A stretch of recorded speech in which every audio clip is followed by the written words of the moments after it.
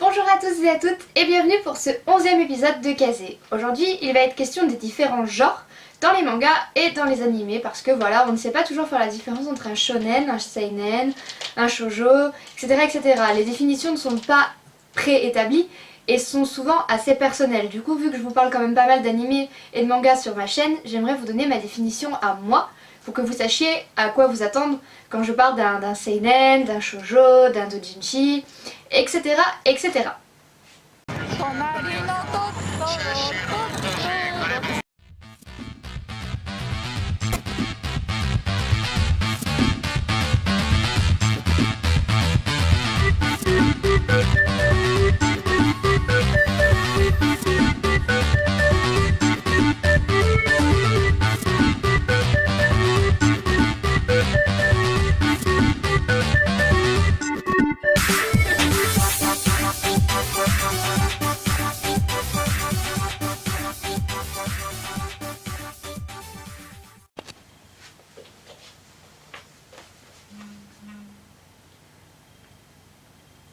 Je vais commencer par ma définition du shoujo, parce que bien qu'étant une fille, c'est assez peu le type de manga ou d'animé qui m'attire. En fait, le shoujo, à la base, veut dire jeune fille. Les deux caractères de shoujo signifient jeune fille. C'est donc des mangas plus pour les fillettes, avec des thèmes assez légers, assez niais par moments. Le type shoujo regroupe notamment les mangas de tranches de vie, dans certains cas, et bien entendu les Magical Girls. Alors voilà, c'est le seul côté du shoujo qui vraiment me donne envie de lire des shoujo. Voilà, je suis très fan de Magical Girl, hein, Sakura Card Captor, c'était mon premier épisode. Donc voilà, évidemment tout ce qui est Sailor Moon, etc. etc. Je suis très friande de tout ça. Donc c'est à peu près les seuls shoujo qu'il m'ait été donné de lire, sauf quelques exceptions. Je pense là notamment à Princess Jellyfish, manga très original qui n'est toujours pas fini d'ailleurs. Donc c'est une histoire de 5 otaku qui vivent ensemble et qui, malgré leur côté justement otaku, essayent de s'intégrer peu à peu à la société qui de toute façon les rejette. C'est vraiment shoujo, très bon shoujo. J'ai aussi énormément apprécié Switch Girl. Alors pas très connu, et pourtant qu'est-ce qu'il est bon ce manga. Switch Girl, en fait, je sais pas si vous savez, mais en anglais switch on et switch off c'est allumer et éteindre. Et donc cette fille, cette Switch Girl, elle a un mode off et elle a un mode on. Et donc elle est la fille la plus belle du lycée, absolument charmante, absolument merveilleuse, très douée à l'école, c'est son mode on. Mais quand elle rentre chez elle, elle se met en mode off. Donc elle devient absolument répugnante, mais pas dans le sens où elle devient laide, elle devient répugnante. Très sale, absolument... Bah, il faut le voir pour le comprendre. Elle a le truc qu'elle appelle sa culotte de repos, c'est un truc immonde avec des fils qui partent de partout, enfin voilà, Switch Girl c'est énorme. Et donc le propos c'est qu'un jour elle rencontre un jeune homme qui lui aussi a un mode off et un mode on, mais à l'inverse d'elle, c'est-à-dire qu'en société il est en mode off, donc il fait pas très envie. Désolée mais c'est le cliché du geek de base. Alors, je dois être un peu folle, mais moi je l'aime plus dans son mode off que dans son mode on. Mais après voilà, c'est personnel. Et donc quand il est tout seul chez lui, il est en mode on, il est absolument magnifique, voilà. Et donc du coup ils vont essayer d'un peu de s'apprivoiser l'un l'autre. Donc c'est très drôle, vraiment je le regarde pour le côté humoristique du truc plus que pour le propos. Parce que c'est un shoujo, donc on sait très bien que de toute façon à la fin ils vont finir ensemble. Donc voilà. Donc shoujo c'est ça, c'est vraiment une histoire simple. Parfois même pas d'histoire, parce que voilà, dans le cas d'une tranche de vie, c'est pas une histoire, c'est justement une tranche de vie et on suit un personnage pendant quelques temps, et voilà, c'est tout, il n'y a pas vraiment plus que ça. Voilà. C'est tout ce que j'avais à dire sur les shoujo. Parlons maintenant du pendant du shoujo, mais chez les jeunes garçons, le shonen. Le shonen, c'est évidemment le genre qui nous arrive le plus en France et depuis le plus longtemps. Je suis persuadée que le premier manga que vous avez vu dans votre vie était un shonen. Pourquoi? Parce que le shonen, c'est l'animé de type Naruto, Bleach, One Piece, Captain Tsubasa... Ah non, Captain Tsubasa en français c'est... Olive et Tom. Olive et Tom.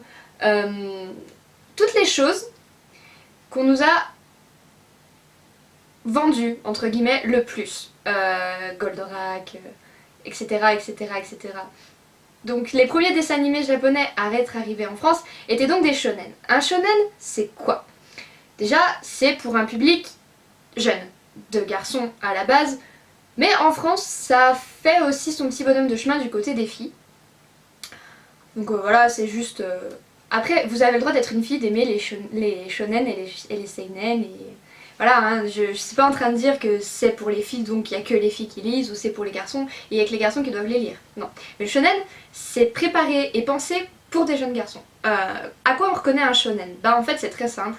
On a généralement un personnage assez lavette au début, mauviette, un peu nul, qui va connaître une progression assez folle et qui va à la fin être complètement craqué de pouvoir. Voilà, je pense que dans tous les cas, vous avez ce schéma-là. Pensez à Naruto, pensez à Luffy, pensez à... Enfin voilà, on a vraiment ce schéma-là. Il y a une évolution. Et, ma foi, c'est peut-être le seul paramètre qui fait qu'un shonen est un shonen. Il n'y a pas forcément de propos plus que ça. Je ne suis pas en train de dire que c'est que de la bagarre. Ce n'est pas du tout ce que je suis en train de dire. Mais le shonen ne se veut pas plus intellectuel que ça. C'est dégueulasse dit comme ça, c'est pas ce que je veux dire. Mais, comment vous dire, l'histoire n'est importante que pour l'évolution du personnage principal. Bien sûr, il y a aussi l'évolution des personnages secondaires, soyons d'accord, tout le monde évolue. D'ailleurs, dans les shonen de longue haleine, c'est ça qui est intéressant. Encore une fois, je pense aux plus connus, je pense à Bleach et à Naruto. C'est vraiment... On regarde pour l'évolution. On regarde aussi pour l'histoire, mais est-ce que derrière, ça nous fait vraiment réfléchir sur notre humanité, sur où est-ce qu'on va, pourquoi on y va. Enfin, vous voyez, il n'y a pas vraiment une réflexion très poussée. On est dans l'animé, le manga, pour jeunes personnes. Voilà. Pour moi, un shonen, c'est ça. On en vient maintenant au josei manga. C'est, je pense, celui qui est le moins bien représenté en France. Le josei manga, qu'est-ce que c'est? C'est un manga pour les femmes adultes. Ok. En quoi ça se différencie du shoujo? Ben ma foi c'est beaucoup plus cru. Beaucoup plus cru. Pas forcément sur le plan érotique, mais surtout sur le plan psychologique. Un josei manga, ça peut mettre mal à l'aise, ça peut être cruel. Moi je vais vous parler de trois, les trois que j'ai lus, les trois dont je dispose, qui sont tous différents dans leur genre et dans leurs propos. Le premier dont je vais vous parler, c'est Solanin. Donc c'est un manga qu'on m'a offert. Et vraiment, c'était la première fois que je lisais... Wouh, c'était la première fois que je lisais un josei manga. Et ça m'a mis une calotte. Je vous explique même pas. Déjà, typiquement, comment on sait qu'on se trouve dans un josei? Les dessins. Les dessins, je sais pas si vous les verrez bien, ils n'ont absolument rien à voir avec un dessin shoujo type Magical Girl, avec des paillettes, des petits cœurs et des étoiles dans les yeux. On est souvent dans quelque chose de très réaliste. Et là en l'occurrence, on est dans le josei poésie. On suit l'histoire d'une jeune fille qui décide de s'installer avec son copain et ça ne se passe pas bien du tout. Elle regrette absolument tout ce qu'elle a fait, enfin ça dérape quoi. Et vraiment on suit sa vie qu'elle avait rêvée et qu'elle n'a pas. Et on suit un peu sa descente aux enfers quoi. Alors je n'ai pas lu le tome 2 parce qu'il est introuvable, c'est fou. Pour vous dire, un josei c'est affreux. En trouver un en France c'est de longue haleine. Je sais même pas comment elle a fait pour trouver celui-ci honnêtement, l'ami qui me l'a offert, mais merci parce que... Bah voilà, je pense que je vais être obligée de le commander ou je sais pas, impossible de trouver le tome 2 et pourtant il est sorti depuis longtemps. Le deuxième josei manga dont j'aimerais vous parler, c'est un autre genre parce que là on tape dans le josei érotique. C'est Atsukoi.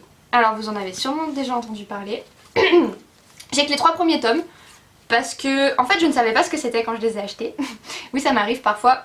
Parce qu'il y avait un prix de groupe, je sais plus, je crois que c'était 5 € les 3 tomes. Voilà, je suis tellement une grosse liseuse de manga que de toute façon, dès que je tombe sur des trucs un peu comme ça, j'achète et au pire je refourgue après. Donc du coup voilà, Atsukoi ça m'a fait bizarre. Parce que je m'attendais pas à des mots aussi crus dans des bouches de jeunes filles. Voilà, je pensais avoir acheté un shoujo, typiquement. Moi, ça me dit que c'est une histoire d'amour. Bah j'y crois. Mais sauf que non, des histoires d'amour avec des jeunes filles déguisées en Mère Noël avec des jupes qui leur arrivent à peine... Enfin bon, bref, vous voyez ce que je veux dire. C'est un josei. J'ouvre une page et je tombe sur ça. Donc voilà, c'est un josei dans un autre genre. En plus, je viens de voir qu'il était édité en France par le Shonen Jump français. Ok. pourquoi pas. Donc en fait même je suis en train de me demander si c'est même pas plutôt du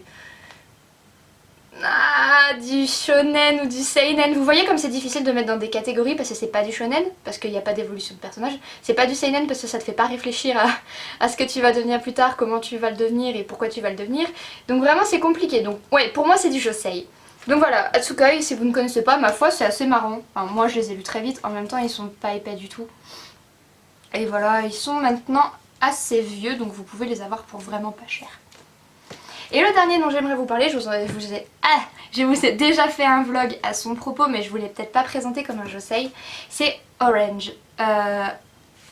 Que dire de plus? Ça, c'est vraiment le truc qui me tient le plus en haleine en ce moment, avec deux autres dont je vous parlerai après.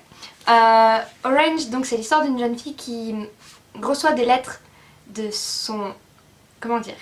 De elle-même du futur, pour lui raconter que sa vie va être absolument affreuse, et qu'elle va perdre pratiquement tous les gens qu'elle aime, épouser le mauvais garçon, enfin bon bref. Et donc elle va essayer de rattraper le coup, mais bien sûr ça ne marche pas. Donc Orange, ça fait partie du josei manga parce que ça t'apprend que la vie c'est tout sauf facile et agréable. Ça peut l'être, mais en l'occurrence dans les trois dont je vous ai parlé, ça ne l'est pas. Sauf peut-être dans Atsukoi, et encore il y a beaucoup de frustration et de... ouais, et de manque, je pense. Donc voilà, le josei manga, c'est pas Jojo, pour résumer. On en arrive au seinen. Le seinen, c'est ce qui de loin me fait le plus tripper. Le seinen, c'est le manga destiné aux jeunes hommes. J'ai lu sur Wikipédia 15-30 ans, mais voilà, c'est pour vous donner un ordre d'idée. Donc voilà, c'est vraiment pour les jeunes hommes. Ça a des propos tellement divers. Je vais vous en présenter trois.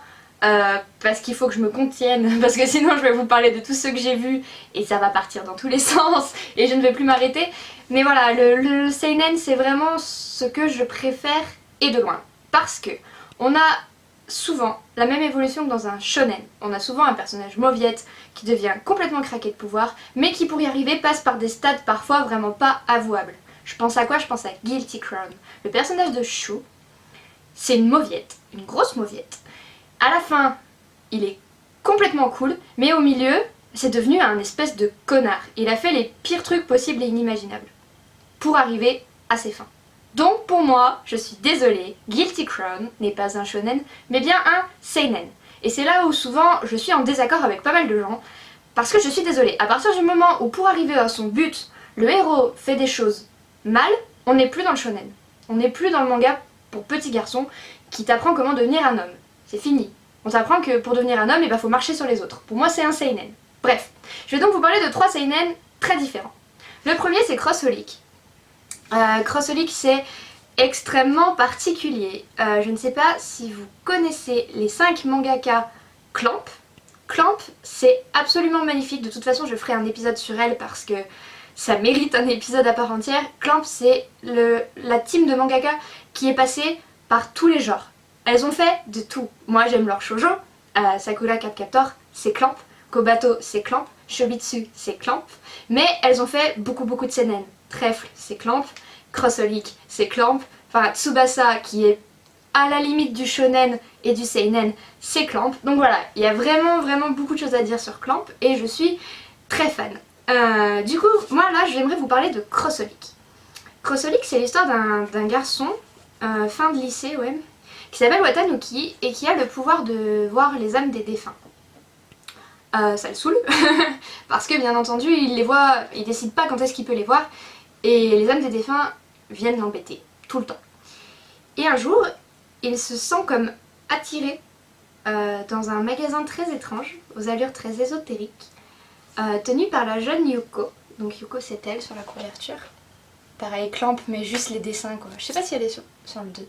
Yuko, magnifique. Bref. Et c'est une espèce de sorcière occulte. On ne saura jamais vraiment qui elle est et pourquoi elle fait ce qu'elle fait. Mais elle lui propose de lui enlever sa capacité de voir les démons et en échange il devra lui donner son âme. Donc c'est un peu pacte avec le diable, mais donner son âme dans le sens où il devra lui appartenir. Donc Watanuki, pauvre de lui, accepte parce qu'il n'a pas d'autre choix, vraiment il ne peut plus vivre avec ces yokai, donc ces démons qui le suivent de partout. Il accepte et il se retrouve à jouer la boniche. Pourquoi je dis que c'est un seinen? Parce qu'il y a des réflexions philosophiques là-dedans, à en faire pâlir n'importe quel Kant, Aristote, Hegel, n'importe quel philosophe. Non vraiment, ça fait réfléchir à plein de choses. Et c'est ça que j'aime, une lecture intelligente. Voilà, c'est ça que j'ai envie de répondre à des gens qui critiquent le manga en disant que c'est complètement idiot et que c'est que de la bagarre et des onomatopées. Non, lisez des seinen, c'est... non. Vous n'avez pas le droit de dire ça. Donc voilà, Crossolik, absolument merveilleux. Il existe un animé, un drama, 2 dramas d'ailleurs. Et ils sont en train de sortir Crossolik Rei. Donc je ne l'ai pas encore lu, je sais pas ce que ça vaut. Parce que de toute façon j'ai que les 2 premiers tomes. Parce que ce sont des mangas qui coûtent extrêmement cher. Parce qu'ils sont dans des collections magnifiques où, je sais pas si vous voyez, mais même la rainure est colorée en fait. Donc voilà, il coûte cher. Je crois que c'est 10 € le manga. Donc voilà, j'en ai pas énormément. Deuxième seinen dont j'aimerais vous parler, c'est un seinen très connu qui déplaît à beaucoup de personnes et qui plaît à beaucoup de personnes. Et donc je fais partie des gens à qui il plaît. Il s'agit de Tokyo Ghoul. Alors là actuellement j'ai que le tome 7 et 8 parce que j'ai prêté les autres tomes à des amis. Mais je les ai tous, voilà. Tokyo Ghoul, ça a été ma claque de cette année. Honnêtement, je m'attendais pas à quelque chose d'aussi bon. Alors, avant de partir dans mes élucubrations, j'aimerais juste dire que l'animé m'a déçu. Je l'ai regardé, j'étais à fond dedans, mais il m'a déçu. Heureusement que j'ai les mangas. Les mangas sont énormes. Et c'est là, pour moi, où seinen prend tout son sens. Parce que notre héros, bon je vais vous raconter vite fait l'histoire, ce n'est pas un spoil, tout ce que je vais vous dire se passe dans le premier tome, ok? Notre héros se retrouve malheureusement transformé en ghoul. Une ghoul, qu'est-ce que c'est? C'est une espèce de bête mi-humaine, mi-bête, justement, qui mange les êtres humains pour ne pas mourir. Et donc elle se retrouve confrontée à ça. Il a rien demandé et il se retrouve ghoul. Sauf que notre cher ami est une mauviette, comme dans la plupart des seinen au début. Et il a des idéaux philosophiques, poétiques, très réfléchis. Et tout ça, il peut pas l'accepter. Il peut tout simplement pas accepter de devenir une brute épaisse et de manger des êtres humains. Et c'est là où commence tout un conflit psychologique absolument merveilleux sur est-ce que le fait de manger un humain va m'enlever mon humanité? Est-ce que le fait de tuer un humain va m'enlever mon humanité? Après tout, qu'est-ce qui fait de nous des êtres humains? Le fait qu'on se respecte les uns les autres, le fait qu'on ne se mange pas les uns les autres, est-ce que le cannibalisme fait de moi une bête? Donc vraiment, il y a des questions très belle. Il y a la relation notamment entre Toka et Ayato qui sont frères et sœurs. Pareil, il y a des questions très belles qui se posent. Est-ce que si mon frère ou ma sœur ne prend pas la même direction que moi, est-ce que ça reste quand même mon frère ou ma sœur? Si nos idéaux sont complètement différents, qu'est-ce qui se passe? Voilà, ça soulève vraiment beaucoup de questions et c'est super bon. Vraiment Tokyo Ghoul, je le recommande à tout le monde. Et enfin le dernier seinen dont j'aimerais vous parler, ça c'était mon coup de cœur quand je suis allée à la Japan Expo, donc ça fait maintenant 2 ans ou 3 même. Donc en tout cas la série est terminée en 4 tomes, c'est Green Blood. Waouh, Green Blood ça m'a mis une grosse claque dans la gueule. Alors par contre, là on est vraiment dans du seinen, adressé à un public très vieux. Pourquoi je dis ça? Parce qu'il faut aimer ce genre de dessin. Là on est à la limite du comic book américain. Voilà, il faut aimer ce trait très noir, très anguleux. Je sais, c'est un manga super dark, mais qu'est-ce qu'il est bien. Ça se passe en Irlande, au 19e siècle, où l'Irlande était dans une belle merde d'ailleurs. Et on suit un espèce de tueur à gages qui s'appelle Grim Reaper. Rien que son nom, il est trop cool. Enfin bon bref, c'est lui. Et qui fait ça pour en fait permettre à son petit frère de vivre, donc son petit frère c'est lui. Son petit frère travaille à la mine et son frère ne veut pas lui dire qu'il est tueur à gages. Parce que voilà, ce sont des protestants, ça se passe en Irlande. Et ils sont fervents protestants et tuer quelqu'un ça ne se fait pas. Il ne veut pas salir son petit frère en lui expliquant tout ça. Donc il lui fait croire qu'il ne travaille pas. C'est absolument violent comme manga. Les morts sont violentes, les scènes avec les prostituées sont violentes. Parce que oui, ça se passe beaucoup dans des saloons, des choses comme ça. Et oui, c'est gore, mais en même temps, qu'est-ce que c'est beau parce que ça raconte l'histoire. C'est très juste dans le ton. Je sais pas comment dire. Et là, pour le coup, on a un personnage qui de base est déjà badass. il peut pas être encore plus badass. Mais on a aussi un personnage mauviette qui va devenir badass, c'est le petit frère. Parce que voilà, il va arriver des choses dans sa vie qui vont faire qu'il ne va plus rien supporter et qui va le devenir absolument badass. Donc voilà, le seinen, c'est vraiment le genre dont je raffole. J'en suis fan. Même animé, manga, c'est ce que je préfère. Voilà, je suis en train de regarder Parasite de Maxime, donc c'est Kiseiju, quelque chose Kiseiju en japonais. C'est exactement ce que j'aime. Voilà, c'est ce qu'il me faut. Je suis en train de regarder Aldona Zero, c'est énorme aussi. Enfin voilà, il y a vraiment... Je pense qu'un bon manga, à mes yeux, un bon manga ou un bon animé doit poser des questions et doit faire réfléchir son lecteur. Voilà. On va maintenant parler du doujinshi. Je n'en ai pas à vous présenter parce que tout simplement on n'en a pas en France. Le doujinshi c'est vraiment très japonais. C'est quand un artiste reprend l'œuvre d'un autre artiste et fait un espèce de fan art avec. Par exemple, mettons que le dessinateur de Bleach décide de reprendre les personnages de Naruto et d'y mettre sa patte. Le doujinshi c'est ça. Sauf que je suis sûre qu'à vos oreilles, le mot doujinshi sonne comme un gros mot. Pourquoi? Parce que c'est poussé à son extrême dans plusieurs cas. Beaucoup de doujinshi reprennent donc des personnages d'animés très connus dans des positions érotiques.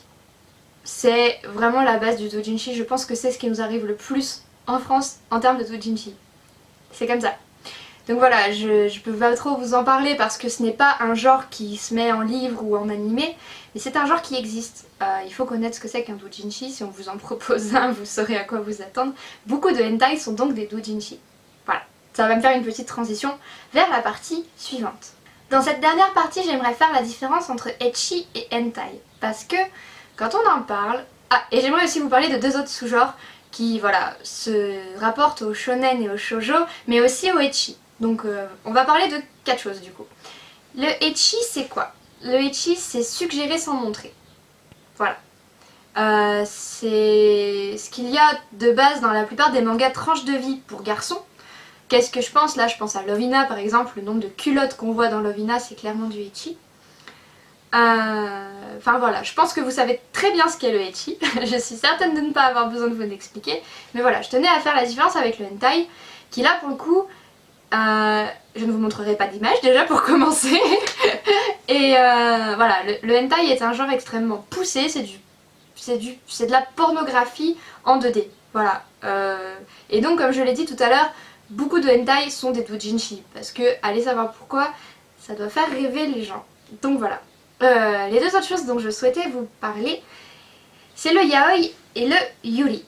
Je vais vous parler très succinctement du yaoi parce que je déteste absolument ce genre-là. Je suis désolée, je sais que la plupart des filles en raffolent, mais je ne peux absolument pas, je fais un blocage. Je suis désolée, ça n'a rien d'homophobe, mais je fais un blocage là-dessus, je peux pas, ça m'intéresse pas, ça me dégoûte. Donc je pense que je ferai un épisode spécial yaoi quand même, mais avec quelques-unes de mes amies qui sont des expertes en la matière. Donc elles auront bien plus de références et de choses comme ça à vous faire partager parce que moi pour le coup...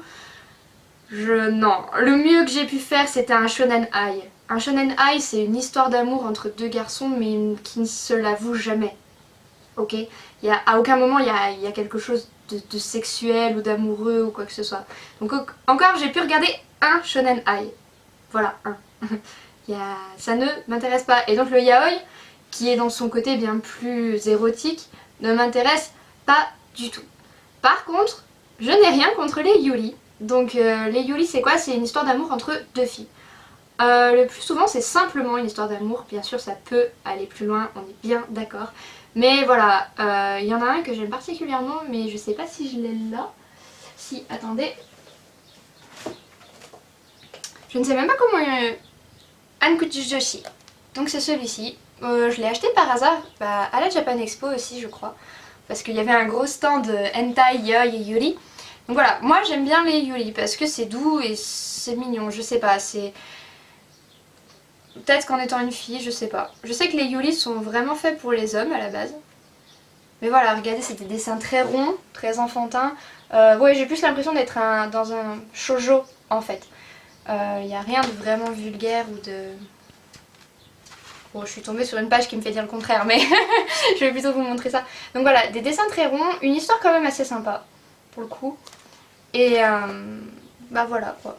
Donc voilà, si jamais un épisode sur les yaoi peut vous intéresser, faites-le moi savoir, je ferai l'effort d'en regarder furtivement quelques-uns. Je ferai cet effort pour vous. Mais voilà, de toute façon je pense que j'en ferai un parce que ça prend tellement de place dans la culture otaku féminine que je ne peux pas ne pas y passer. Alors yaoi aussi, je ne sais pas, peut-être que vous dites boys love, ça marche aussi. Voilà, donc c'est tout ça, tout ce côté-là. Donc voilà, je vous ferai sans aucun doute un épisode spécial yaoi et où je glisserai quelques trucs de Yuri au milieu. C'est extrêmement dégueulasse ce que je viens de dire, mais voilà, je parlerai un peu de Yuri au milieu parce que c'est ce dont je peux vous parler sans dire trop de bêtises. Voilà. Ainsi donc cet épisode de Kazé est terminé. Comme d'habitude, j'ai pris énormément de plaisir à le faire. Bon, il m'a un peu plus gêné sur certains points que d'autres, forcément. Mais voilà, c'était quelque chose que je voulais faire et dont je voulais parler avant de continuer à vous parler d'anime et de manga parce que voilà, quand je vous dis c'est un shonen, vous devez savoir ce que j'entends par shonen. Quand je vous dis c'est un seinen, voilà, quand je vous dis il y a un peu de ecchi, etc. etc. Chose que je ne vous dis jamais, mais surtout n'hésitez pas à faire tourner mes vidéos si jamais il y en a, enfin vous savez à qui... que vous connaissez des personnes à qui cela pourrait plaire, n'hésitez pas parce que mine de rien depuis quelques temps, il y a de plus en plus d'abonnés sur ma chaîne et ça me fait vraiment super plaisir. Il y a beaucoup de gens qui me regardent et qui prennent le temps de me faire des retours, des choses comme ça et c'est juste tellement adorable, enfin voilà. Donc si jamais vous avez dans vos connaissances des personnes qui pourraient être intéressées par tout ça, n'hésitez pas à faire tourner, je sais que c'est encore balbutiant et que c'est pas très professionnel dans la forme et dans le fond, mais après tout, voilà, c'est comme ça que j'ai envie de les faire. Assez naturellement si je puis dire. Donc voilà, c'est donc terminé. Ça fait 2 fois que je le dis mais voilà, à chaque fois j'ai pas envie de partir, je me dis ah t'as sûrement oublié de dire des trucs ou quoi que ce soit, mais pour le coup j'en ai fini. Si vous avez des questions comme d'habitude n'hésitez pas, il existe la barre de commentaires en dessous, mais sinon bien entendu les messages privés sur ma page Facebook, je réponds dès que je peux, je fais de mon mieux pour répondre et pour voilà, réfléchir un peu à tout ce que vous me dites, etc. etc. Donc voilà, je vous dis à très bientôt pour l'épisode 12 de Kazé. Je ne sais absolument pas sur quoi il sera, ce ne sera pas tout de suite sur le yaoi. Je suis pas prête psychologiquement, mais voilà, ce sera sur, je pense, un animé ou un manga parce que ça fait assez longtemps que j'en ai pas fait. Et vu que mes épisodes sortent assez rapidement, là, on va essayer de faire un truc bien sur un bon animé ou sur un bon manga. Voilà, moi je vous dis à très bientôt, continuez à vous porter bien et à vous intéresser à la culture japonaise.